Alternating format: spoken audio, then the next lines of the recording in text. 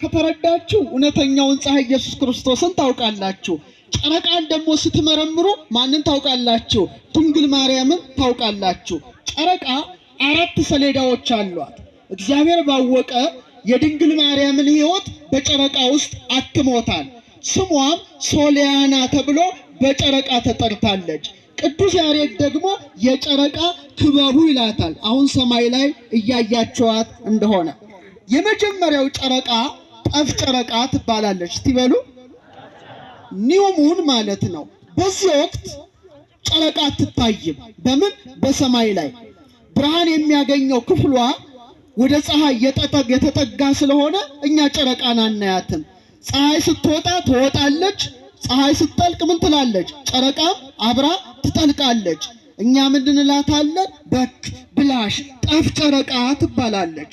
የተሰወረው ክፍሏ ከፀሐይ ጋር ስለሆነ ማንም ሰው በዚህ ወቅት ፀሐይን ማየት ጨረቃን ማየት አይችልም። ወደ ምን ተጠግታለች? ንገሩኝ፣ ወደ ምን? ይሄ ክፍሏ ድንግል ማርያም በሐና ማኅፀን የነበረችበትን እድሜ ይወክላል። ለዚህ ነው እነ ቴክታና በጥሪቃ ጨረቃን ተመለከቱ። ጨረቃ ደግሞ ምን ስትወልድ? ፀሐይን ስትወልድ ተመለከቱ። ጨረቃዋ ማን ናት? አረ መልሱልኝ። ፀሐዩ ማን ነው? ኢየሱስ ክርስቶስ ነው። ስለዚህ ጨረቃ ከፀሐይ ጋር እንደምትሆን ግን እንደማትታይ ድንግል ማርያምም በእናቷ ማኅፀን ሳለች የእውነተኛው ሙቀተ ጸጋን የሚሰጥ የመንፈስ ቅዱስ ጸጋ ምን አላላትም? አልተለያትም። ልክ እንደ ጠፍ ጨረቃ ውእቱኬ ጰራቅሊጦስ ዘአቀባ ለድንግል እምከርሰ እማ ከመ ይትጌጊ ለዓለም ይላል አባ ጊዮርጊስ። ለዘላለም እንዳትበድል እግዚአብሔር መንፈስ ቅዱስ ምን ውስጥ ጠብቋታል? እናቷ ማኅፀን ውስጥ እውነተኛዋን ጨረቃ ምን ብሏታል? ጠብቋታል ማለት ነው። ይሄ አንደኛው ክፍል ነው። ሁለተኛው ክፍል የጨረቃ ልደት እስቲ በሉ። ልክ ከአንድ 4 ቀን በኋላ ጨረቃ ምን ትላለች?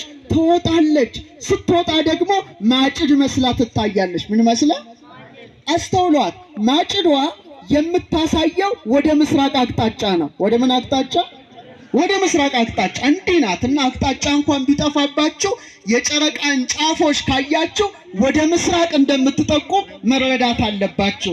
እኛም ጨረቃ ተወለደች ልደተ ወር እንላለን። ሳይንሱ ደግሞ ዋክሲንግ ክሬሰንት ሙን። እቺን ጨረቃ የኪዳነ ምሕረት ስዕሏን ስታዩ ከእግሯ በታች አላያችኋትም?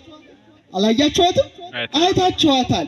ያቺ ጨረቃ እንደምትወለድ ድንግል ማርያምም ከሐናና ከኢያቄም ምን ሆነች? ተወለደች። ይቺ ጨረቃ የተወለደችው ጨረቃ ጫፏ ወደ ምስራቅ አቅጣጫ እንደሚያሳይ ሁሉ ድንግል ማርያምም ወደ ምን ታሳያለች?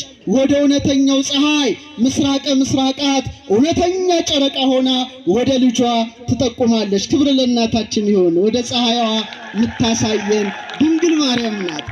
አሁን ሶስተኛው የጨረቃ ቅዱስ ያሬድ የጨረቃ ክበቡ ብሎ እንደገለጣት ከ7 ቀናት በኋላ ወይም ከ1 ሳምንት በኋላ ደግሞ የፀሐይ ብርሃን እላያዋ ላይ እየጨመረ የፀሐይን ብርሃን እያንጸባረቀች እያደገች እየደመቀች እያበራች ጨረቃ ምን ትላለች? ሄዳ ልክ ዛሬ እንደምታዩት 88% ላይ እንደደረሰች እየደመቀች እንደምትሄድ ድንግል ማርያምም ከተወለደች በኋላ በ3 ዓመቷ ቤተ መቅደስ ገብታ በንጽህና በቅድስና በሃይማኖት በምግባር በትህትና በፍቅር ደምቃ ገዝፋ ታየች። ያስተዋላችሁ ነው? አዎ 2 አይኖቿ ልክ ከ7 ቀን በኋላ ጨረቃ እንደምትደምቅ የድንግል ማርያም 2 አይኖቿ 2 ጆሮዎቿ 2 የአፍንጫ ቀዳዳዋ አፏ በድምሩ ሲቆጠር ስንት ነው? 7 አይኖቿ እግዚአብሔርን ሲያዩ፣ ጆሮዋ የእግዚአብሔርን ቃል ሲሰማ፣ አፍንጫዋ መዓዛ ዕጣኑን ሲያሸት፣ አንደበቷ እግዚአብሔርን ሲያመሰግን 7ቱ መቅረሶቿ በእውነት ደመቁ። ክብር ለእናታችን ይሁን። ጨረቃችን ናት ነው። አሁን ማክሰኞ የምታዩት ጨረቃ ደግሞ ሙሉ ጨረቃ እስቲ በሉ። በቃ ማክሰኞ ምልዓተ ወር ልክ በ15ኛው ቀን።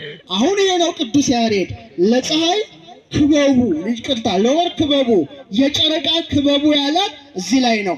ልክ በ15ኛው ቀን 14ኛው ማታ ተፈጽሞ 15ኛው ቀን ፀሐይ በምዕራብ ይሆናል። ፀሐይ በምን ድገሙ? ፀሐይ በምን? በምዕራብ። ጨረቃ ደግሞ በምስራቅ ትሆናለች። ሙሉ በሙሉ የፀሐይ ብርሃን ጨረቃ ላይ ሲያርፍ ምልአተ ወር ይባላል። እስቲ በሉ ጨረቃ ምን ሆነች? ሞላች፣ ደመቀች። አቤት ስታምር ስትታይ፣ በቃ ደምቃ በሌሊቱ የምሽት ሰዓት ላይ ታበራለች። በስንተኛው ቀን?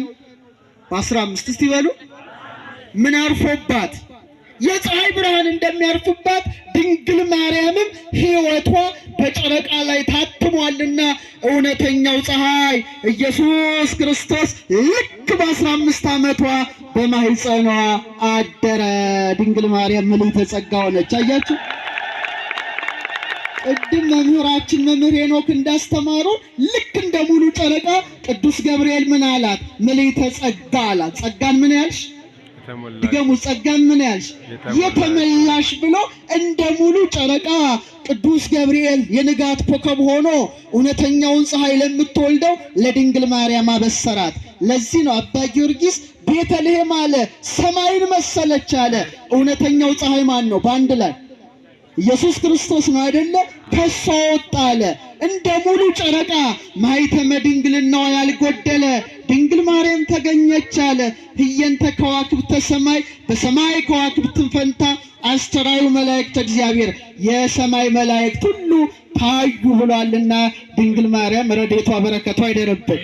አሜን አሜን አሜን አሜን። ጨረቃ ልክ 15 ቀን ዑደት እንደምታደርግ ድንግል ማርያምም ክርስቶስ ካረገ በኋላ 15 ዓመት በቤተ ዮሐንስ ተቀምጣ በ64ኛው ዓመት ጊዜ ረፍታ ለሶልያና ወረደ ወልድም ዲበልዕልና ተብሎ ለአማናዊት ጨረቃ ለድንግል ማርያም ተዘመረላት። ክብር ይግባት እቺ ጨረቃችን ነው።